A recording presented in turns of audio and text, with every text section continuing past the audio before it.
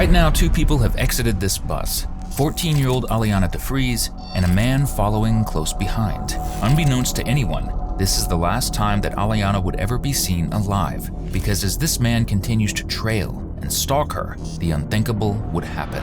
14-year-old Aliana DeFries was kidnapped on her way to school, later found dead in an abandoned home. Over the course of hundreds of hours and several weeks, detectives will now have to figure out who this mystery suspect leading up to Aliana's murder really was, and what exactly happened inside of that abandoned home. It's like a blur, it's like I almost blacked out or something. I just was like, am I done? Family needs to know what happened. They need to know why it happened. You're the only one that can tell them that. It was January 26th, 2017, a freezing winter afternoon in Cleveland, Ohio, and the worst in Denisha Cooper's life. Her 14-year-old daughter, Aliana DeFries, hadn't returned home from school, and when she called E-Prep in Village Prep Woodlands Hills, where Aliana was enrolled in 7th grade, she was told her daughter had never even arrived.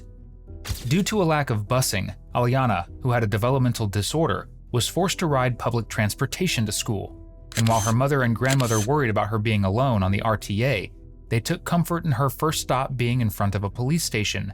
Denisha and Aliana's father, Damon DeFries, were also signed up to receive text messages from the school in case of an unexcused absence, but no such texts were ever received.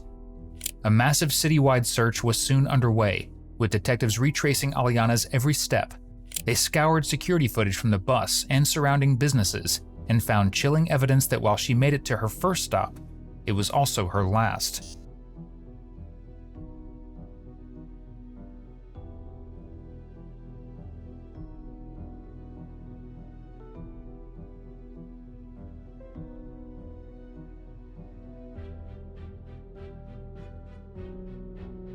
As she walked north near the True Gospel Missionary Baptist Church, a suspicious man who'd been pacing the area for hours approached. She took 2 steps back before continuing on, and he followed as the two disappeared off screen. A witness soon came forward to say that he saw the encounter, but assuming the man was Aliana's parent, didn't think to report it. It was the last time she was ever seen alive.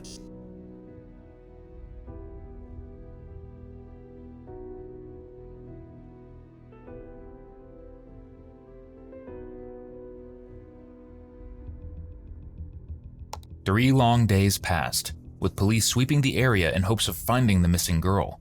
But inside an abandoned home just 1 mile from where she was last seen, officers would soon find her lifeless body, with clear signs of. The FBI offered a $22,500 reward for information leading to the arrest and prosecution of the person responsible, and Aliana's family made impassioned pleas to the public for their help. Meanwhile, DNA taken from the body came back as belonging to 43-year-old Christopher Whitaker, a known offender with a lengthy criminal history, including convictions for sexual battery, theft, and felonious assault. At 7:15 p.m. that evening, members of the Cleveland Division of Police and the U.S. Marshals swarmed his home in Mayfield Heights and placed him under arrest for the attack and murder of Aliana DeFries. Do you know, have you seen the news or anything recently in the past week or so? You know what's going on in that area? Yeah. So then you know why I'm asking all these questions? I know. Are you familiar with the girl that went missing? I do not know anything. You don't know her? When you were over there working or anything, did you ever see her? Never. I wasn't even out that early in the morning. First, we had heard about it. I was in the car with Ray's brother T. We were going to move a friend of his, and we saw a lady passing out flyers. And we stopped, and he grabbed 2 flyers and was reading the flyers first. We heard about it. What day was that, do you know?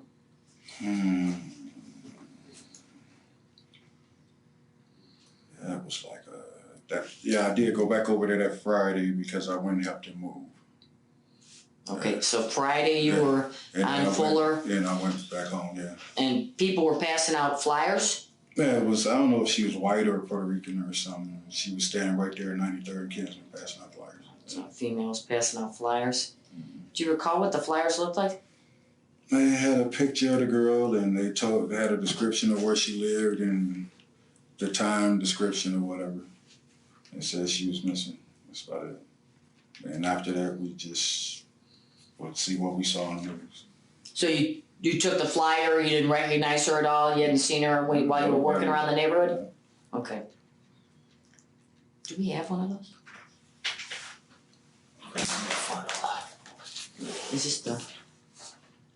Is that the flyer that you're referring to? That's exactly the flyer. Okay. Yeah. I see on here that it mentions a time.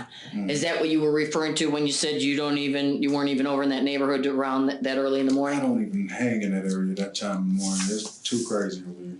Okay. So nothing about her looks familiar. You don't know her. Not at all. You have no information as to her whereabouts or what happened to her. Were you ever in that house? I mean, I'm not gonna lie. Yeah, we went in the house. Me, T, and what's the other guy's name? What they call him? What is his nickname? They call him Boogie. What? Boogie. Boogie? Yeah. I mean, we went and we took the hot water heater and the furnace out. T and Boogie? And we took a couple pieces of some wire and some, little metal stuff connected to the furnace. Took that out and took this. So you're talking about the piping and wiring? Yeah, took to the scrapyard. How long ago was that? It's like Monday, Tuesday when we was there. So just recently.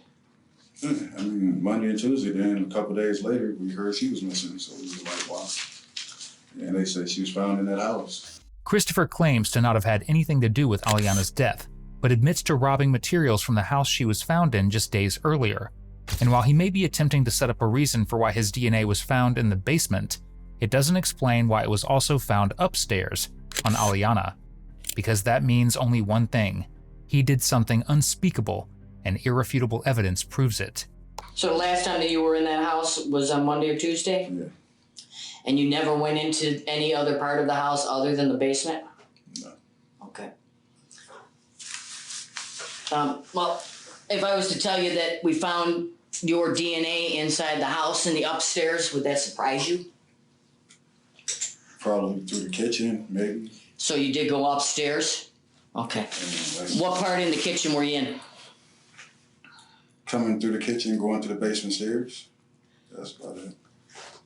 I thought you went in the hatch and it led you directly to the basement. I did go through the hatch, and I went up to see if the kitchen counter was in there because Ray had wanted to know about the kitchen counter. So I can tell you that we didn't find your DNA in the kitchen. That's not the room that we found your DNA in. Mm. That's the reason I'm asking you if you went into any other part of the house. Right? You know your DNA is on file. I mean, I had a case back in 04. The kitchen isn't where we found it because there was nothing in the kitchen. The kitchen was empty. The dining room was where we found your DNA. Mm. You want to think about whether or not you were in that room at all? Did you go back on Tuesday?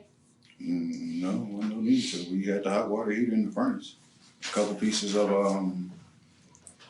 the vent thing and some Duct work? Yeah, the duct work. So I mean, really wasn't no need to.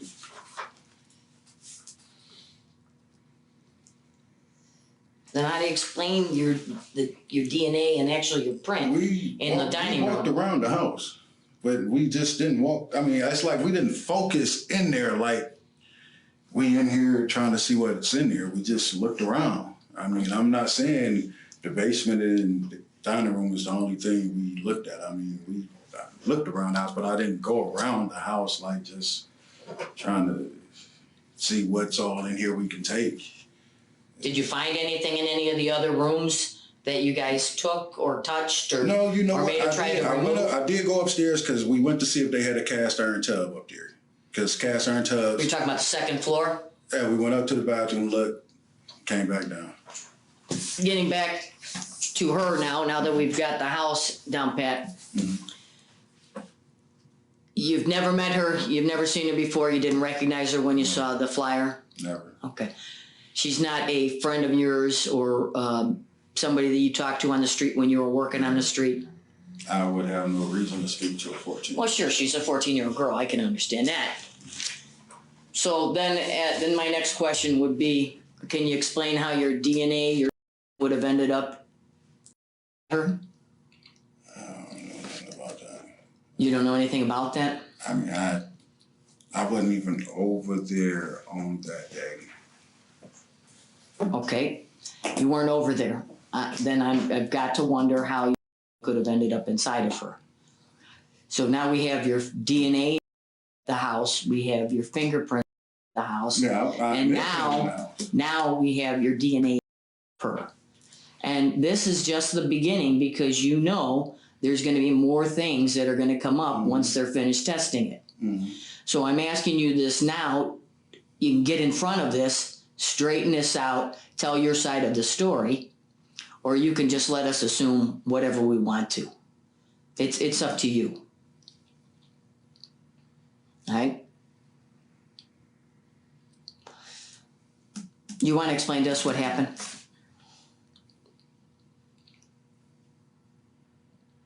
I ain't really got much to explain for real. Well, sure you do. How did you meet her?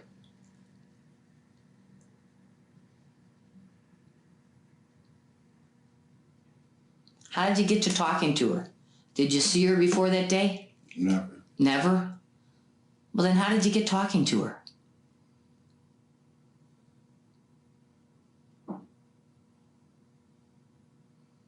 Tell us what happened. When hit with the foolproof evidence of his guilt, Christopher suddenly left speechless, because as a convicted felon, he knows all too well that DNA intimately linking him to such a grisly scene is nothing short of a literal death sentence. So now that detectives have thrown down the gauntlet and shown him there's no point in lying, the ugly truth slowly begins to emerge, or at least the version he's willing to admit. And they call you Chris or Christopher? Christopher. Christopher, you've got kids. Christopher, whatever. Her family needs to know what happened. They need to know why it happened. You're the only one that can tell them that. Unless you're telling me that these other two were with you.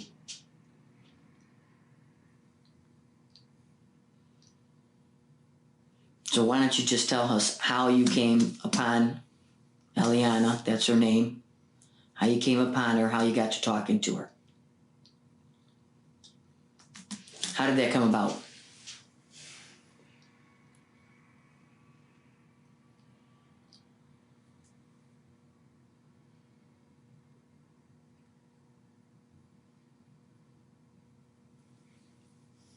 What happened? It's crazy.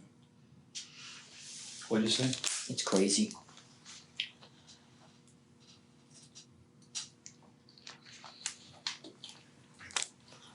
Where did you run into her? I get high and I do stupid shit for people for money. Okay. And everybody you hang with, that you smoke with or get high with, you don't know everybody you deal with. Sure.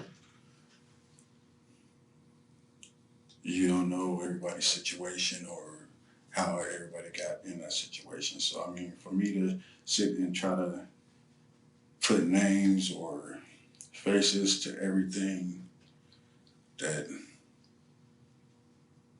went on that night or that morning, it's probably impossible because I was high. If I could go back to this day and prevent what happened from happening, I would. Had I been in the house for the remainder of that day, I probably would have never let anything happen.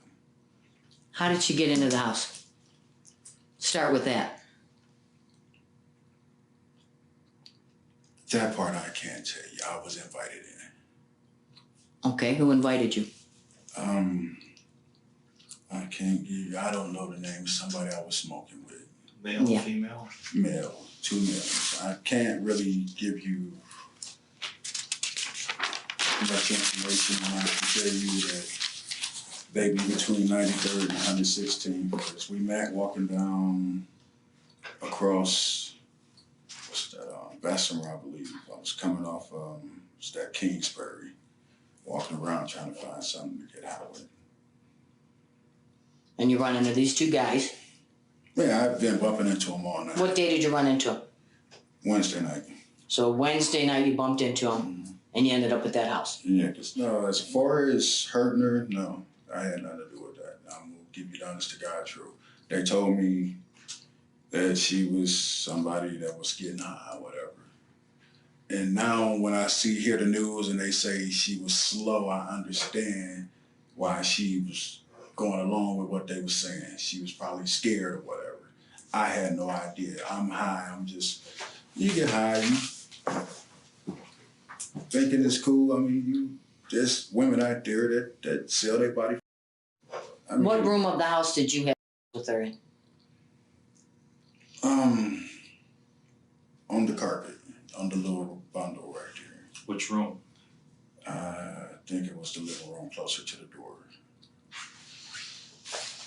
And after that,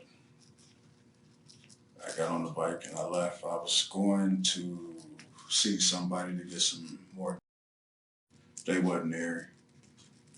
So I ended up going back down toward 105 on the bike. And by that time, it was time for me and Will to go do some work. So I never returned to the house. And then I saw this shit on the news and I felt some kind of way that this shit actually happened to this. Yeah, I'm like, damn. When I saw the flyers, I'm like, wow, she was that young. And I didn't know. I mean, because I'm high and I'm really not thinking in my right mind. And I mean, it's one thing to try to lie to the situation, but then it's like, only way I can get myself completely out of it is to tell the truth about where I participated in this thing. Christopher frames his confession as him feeling compelled to do the right thing, but the reality of the situation is this.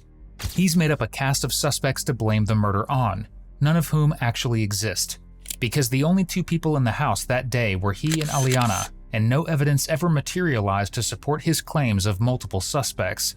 There's only one problem with your story, Chris. The footprints in the house. There's only one set.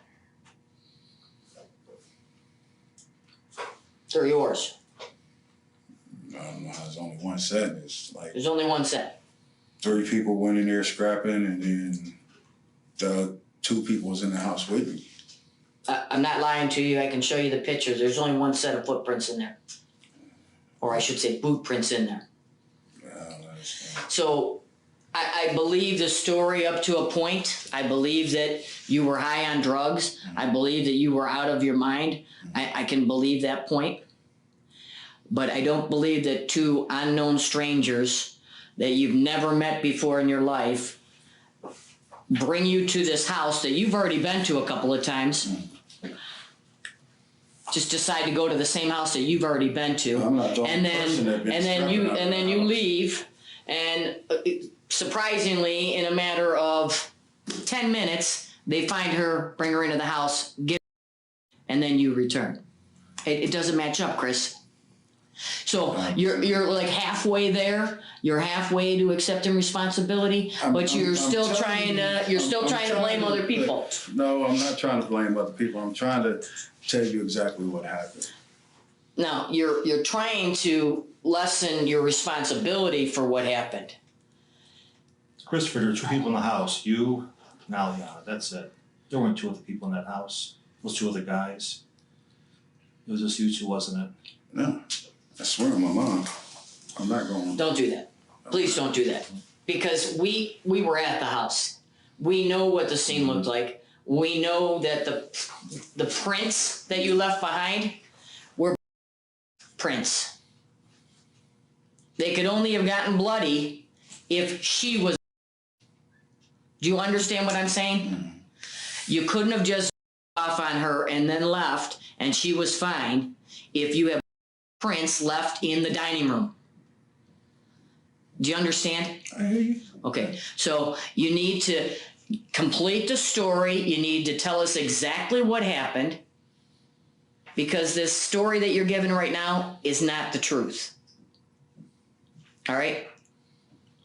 Tell me how you met her. Tell me how you got her to the house. As you know from listening to the news stories, this girl was a quiet, naive girl waiting on a bus. So how did you approach her? This can help out other little kids. Like I said, as far as being with the other guys, yeah, this is true. They talked to her. We walked to the house. All three of you. We stood in the back for a second.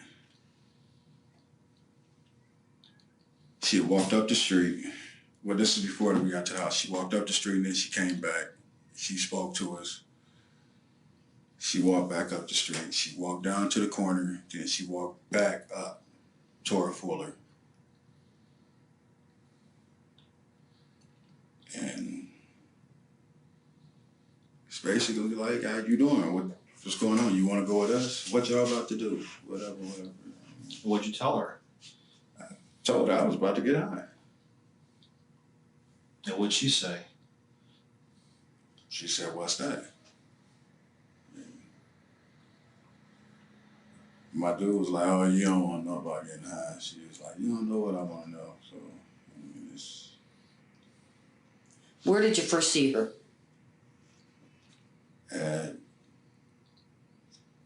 I was coming from the gas station to get some single cigarettes. Which gas station? The Sunoco. I left the bike here because I was walking around.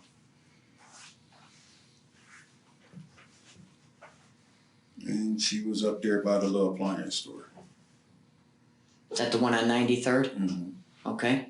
This version of events Christopher is selling defies belief in more ways than one, because there's no chance a shy child like Aliana would ever stop to talk to Christopher on the way to school, much less be interested in taking drugs with him.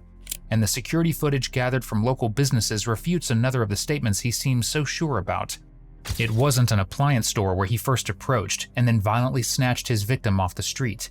It was the True Gospel Missionary Baptist Church. But it's not the first time his story has changed, and it will be far from the last. So at first we didn't know if she was a streetwalker or not.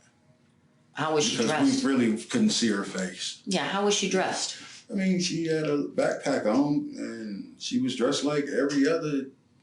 Sometimes you catch a streetwalker with a backpack and, because they got to change the clothes in it. And What color was her backpack? I think it was black. Black or blue or something like that. I don't remember. Like I said, I was high.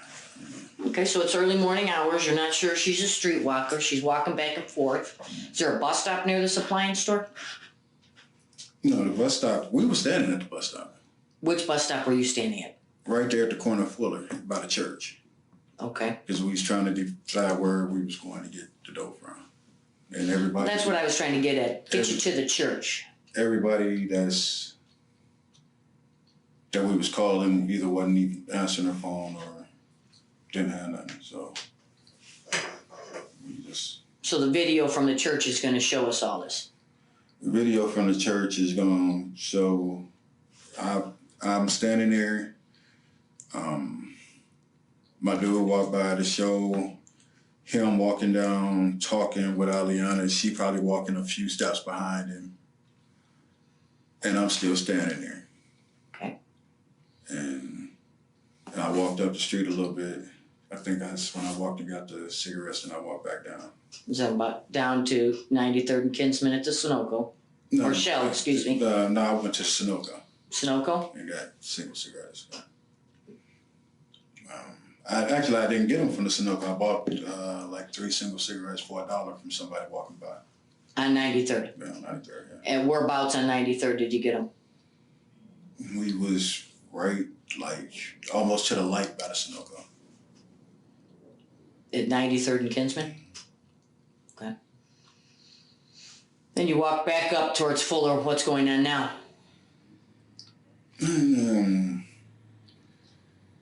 He's standing like halfway probably by the field or whatever. And because he was thinking about going and doing some scrapping in the building across the street. And I walked down and cut across the field and she was walking behind us and we went in the house to get high. she went in the house to get high with you and No, your friend. she did. I don't even know why she followed. We didn't ask her to come. I told you, like I said, I told her I'm about to get high. She said, "What's that?" He said, "You don't want to know nothing about that." And she's like, "You don't know what I want to know." So she went into the house on her own. I'm asking you because you were there. I was there, and that's like, I just wish she would have never came in there, you know. So you and this friend, who is this friend now? Because Fonzo and the other guy are made up. Who is this guy?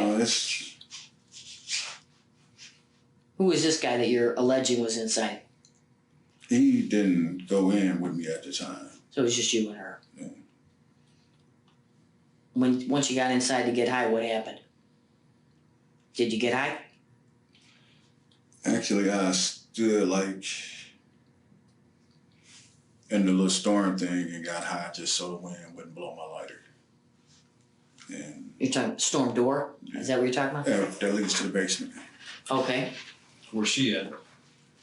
She's like standing right there by the door, back door, leading in it. What happened then? And I came through the house and we sit there. She was like, she just looked at me crazy, like, "What does that make you feel like?" And I told her, I said, "Maybe."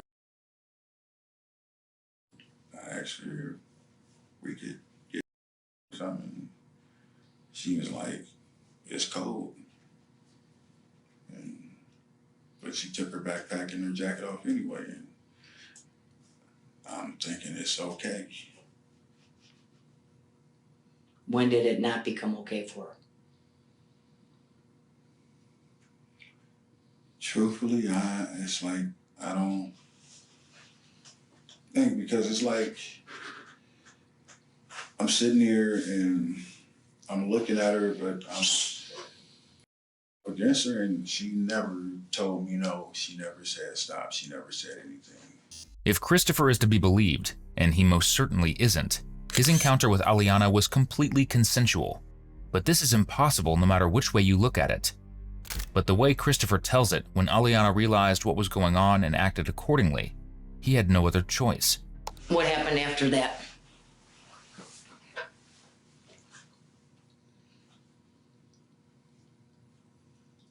After that, it's like,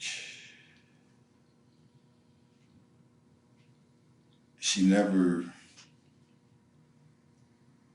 said no or anything or tried to stop what was going on. It's like, I didn't even myself. Okay.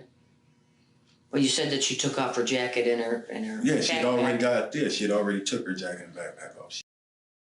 Okay. And things kind of got out of hand when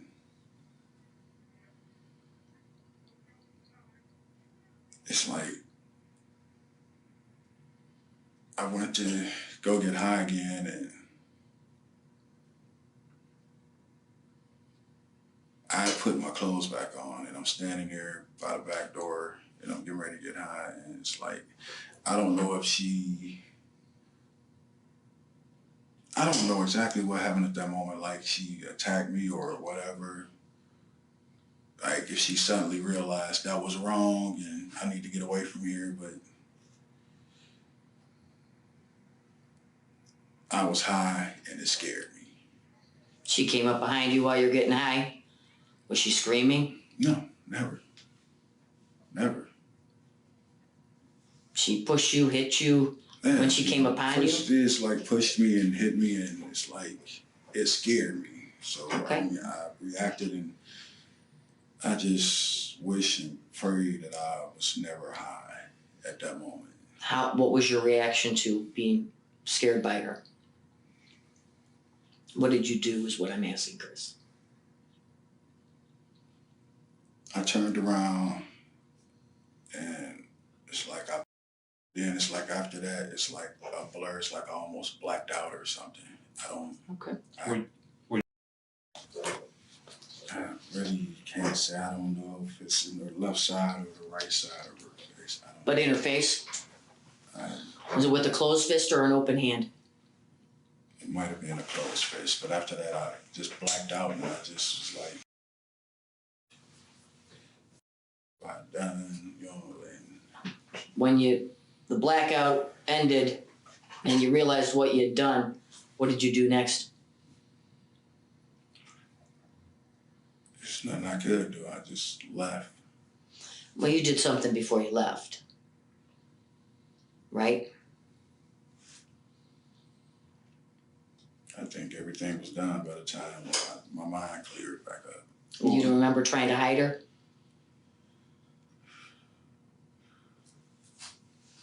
Yeah, I did that out of fear. Yeah. So can you tell me how, when the blackout came, you became clear, you just realized And what you've done? Now I'm scared because Yeah. So what did you try and do, and how I did you do dragged her it? to the closet. You dragged her to the closet? And Was that bedroom open, or did you have to open it? no, everything, the door was open. I just Okay. dragged her to the closet because I'm like, Okay. what did I do? And What did you If do I after you could- dragged her there? I ran out the house. Did you take anything with you? I'm asking Chris because her backpack is missing. Her jacket's missing.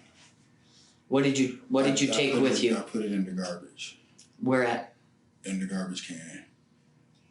And I'm actually the one that took the garbage can up front. You brought the garbage can to the tree lawn? Yes, because it was garbage day.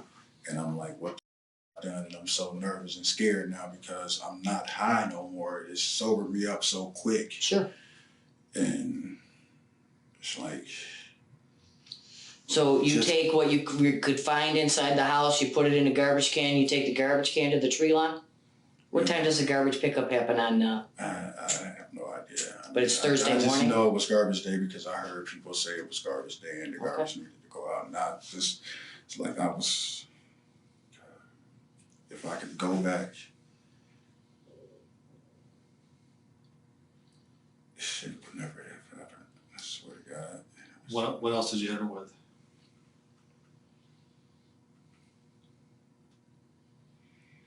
I mean, I really can't tell you because I was so high. I was so high and I was so out of my mind, and it was like I was out of character. It's just like not me. While Christopher may blame his actions on drugs, his history of similar behavior throws doubt on his claims. He'd previously served 4 years for sexual battery and felonious assault after he'd attacked and assaulted an innocent woman with scissors. So even if he can't remember what torment he inflicted on Aliana next, it's more than likely he's just too ashamed to admit it. Is it possible I can probably have some water or Yeah, I can get you some water. Something, anything. I know I'm not gonna never. We don't smoke anymore down here, so. But I will get you water. Hang on a second. Okay, Christopher, it's CHRISTOPHER. Whitaker, can you spell your last name? WHITAKER. Okay.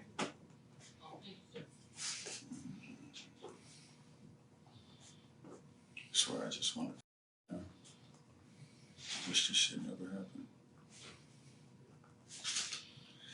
All because I get high, smoke.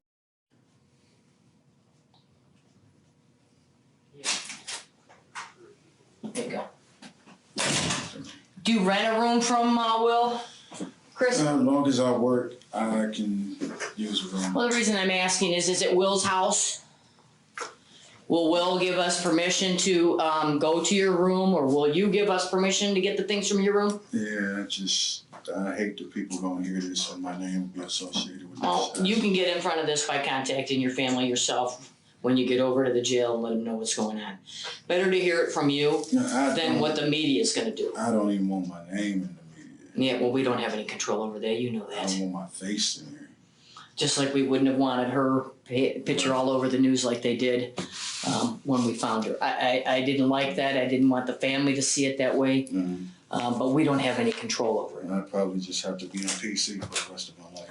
It's like, I don't really care what happened to me. I'm just, like I was just telling him, I wish I would have never got high and she would still be here. Well, as I said, it's important for you to get in front of this with your family. You know that. Did you have those tools with you when you went to the house? Was that something you were carrying around? No.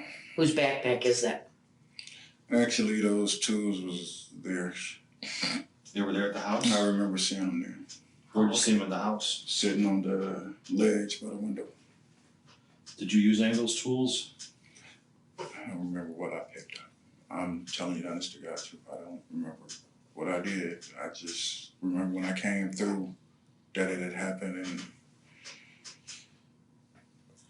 I was just disgusted right now with myself. Look, yeah, Chris, there's just one more question that we have for you as far as that's concerned, because I can see this is uncomfortable for you.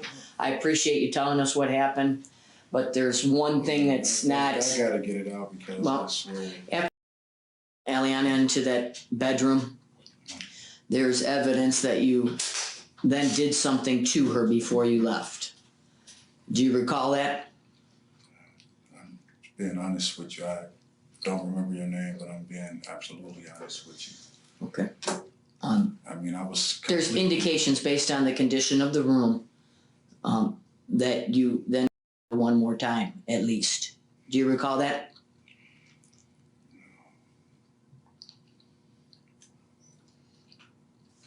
I don't know if you want to show me that. Yeah. No, it's necessary to you. No. All right. Chris, is there anything else you want to tell us that we can share with the family? Something that you want to get off your chest to them before we finish this?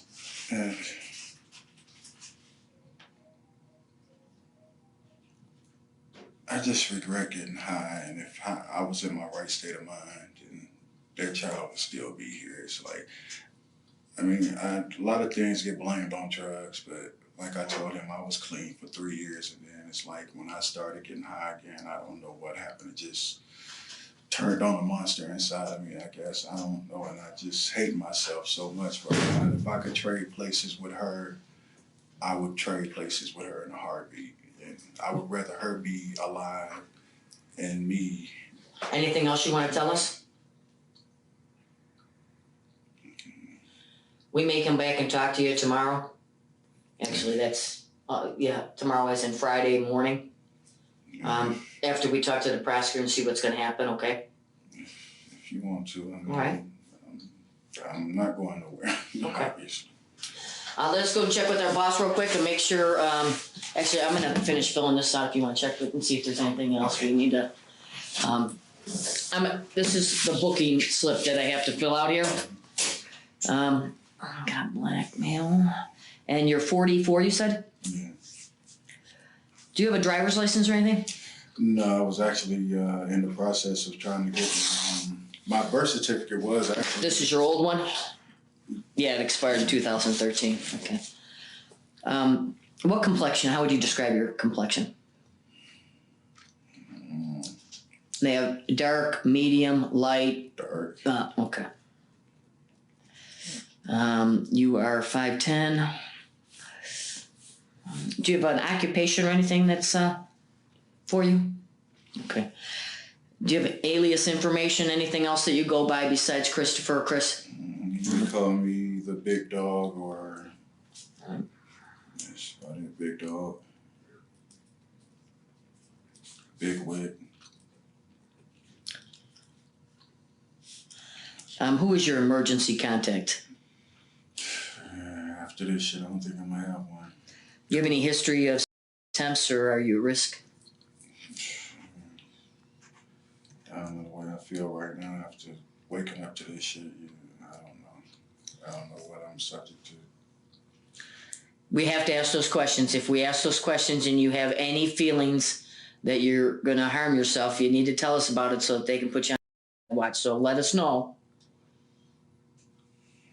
I just feel like I need to be then at your PC. Okay, we can do that. In a moment of self-awareness, Christopher lets his true feelings slip, because after word gets out about what he's done, his friends and family will want nothing to do with him.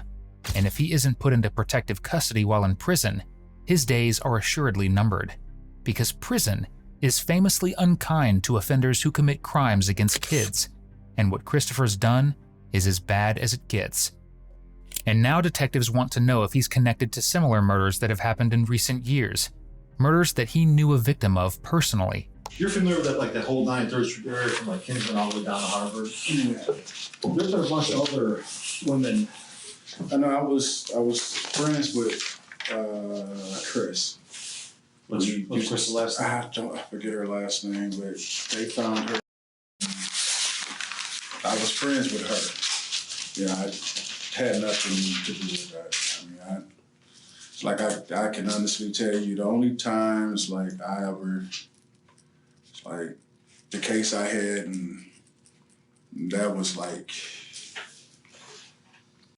drugs gone wrong, and this one, that's the only time I've ever did anything like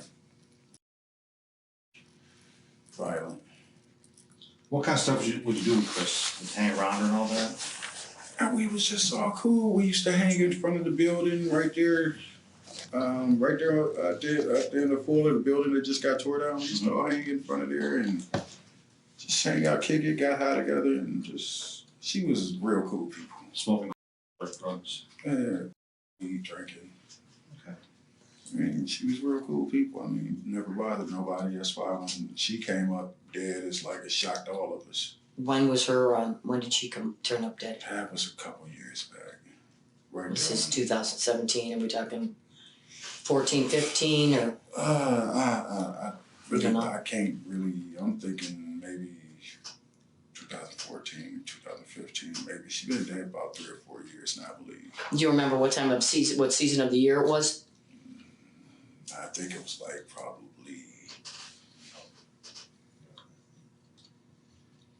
maybe fall or spring. I know it was either the end or the beginning of summer. It's like a fall or spring season. Okay.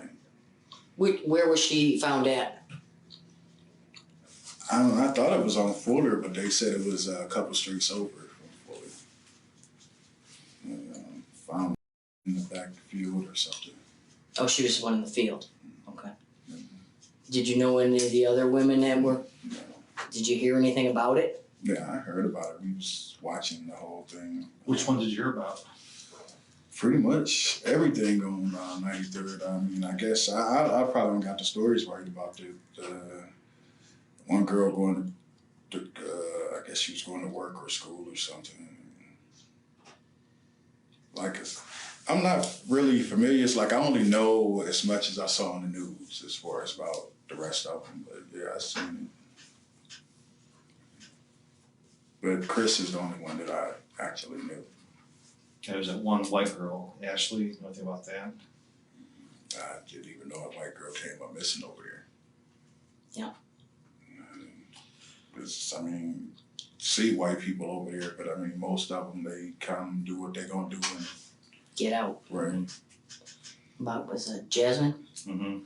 Yeah, The other one was the other one's name was Jasmine. Is that ringing bells? We're gonna get our business cards for you. Then we'll walk you over to the city jail and book you. Make sure that you call your family as soon as you you're able to get a phone call, all right? All right, we'll be right back. I know you don't have any pockets, but that's my business card. My partner's got a business card for you. there you go. We can put those in your property if you want when we get over there. Actually, you don't have any property. They'll let you hold on. They'll let you hold on to them. At least that way you know who you talk to and that, okay? I know I probably don't have the room to ask for any favors or anything,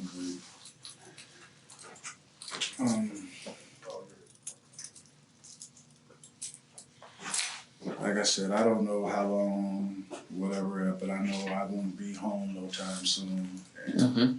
it's a lot of people, once they hear this, they're not gonna want to talk to me no more. And it's one person that I really have wanted to apologize to, and I don't know if I'm gonna be able to make that phone call. Who's that? To Deborah. Okay. And Deborah's the number you gave me, and she's the one that, okay. I mean, you want Deborah to be called and let her know what's going on, in case you can't get to it. I just wanted, I don't know how to tell her, but I just wanted to call her and just tell her, look, I apologize. I mean, I'm here. This is what happened, and just I don't know. I mean, I hate myself right now. This little girl's life around. So I don't know. I probably call anybody else from the phone whenever they give me a phone call, but I was just wanting to just that one last time to call Deb and just tell her, I apologize and this is what happened. You want to make the phone call from here, is that what you're saying? If it was possible. What's her number? After the detectives return, Christopher has one last favor to ask. And while the detective allows him to make the call to his friend, he'll be far less forthcoming about his actions with her than he's been with them. Put on speaker. No. You can have a conversation with her.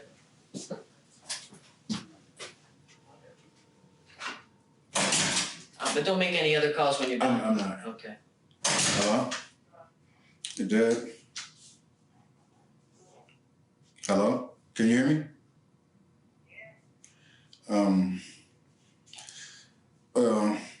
You know I was on Fuller at that time when a girl came up missing, right? And we were scrapping in the house, so they picked me up on suspicion of that. So I'm sitting in the county now under suspicion of that.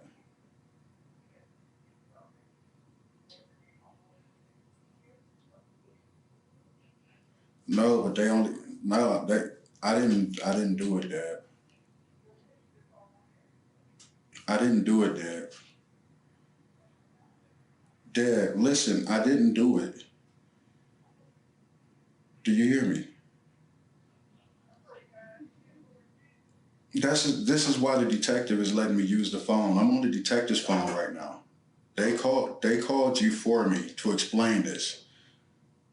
Because they said, is there anybody you want to talk to explain what's going on, because the media is going to make it right now.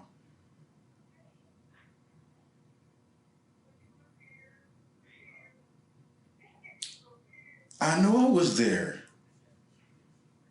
I knew it, Dad, and I love you, Dad. I'm so sorry. So I had to get him permission to call you and I gave him permission to call you. They gonna call Will. They're gonna call Ray and everybody that I was with, and until they get to the bottom of it, they are going to. I'm gonna be sitting here with no bun. And I mean, when I get out of here, I can't even show my face in Cleveland now because they done already convicted me of this shit. Right, the media is already convicted me. That's why I wanted to talk to you, so you can let people know that you are. No, they did not. No, listen, they did not. That's why the detective was allowing me to call you to explain this thing. Because they know the media is going to put it out of hand, and they wanted me to call you to let you know. They said, is it anybody that you want to call? And so this is me calling you to let you know that they picked me up for it because we were scrapping in that house. My fingerprints was in the house. I took out the furnace. Huh? Exactly. That's why my fingerprints was in the house. And not to mention, I'm already on file as an offender with my ex-wife. So that's why I was a target.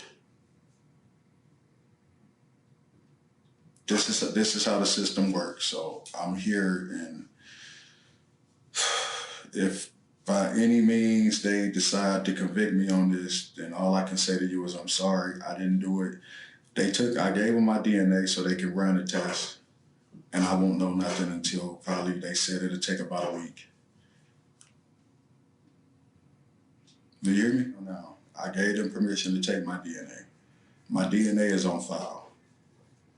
All they had was my fingerprints in the house. I gave them permission to go over the wheels and get my clothes so they can run DNA on my clothes. I had to give them permission to do all of this so that they can see that it wasn't me.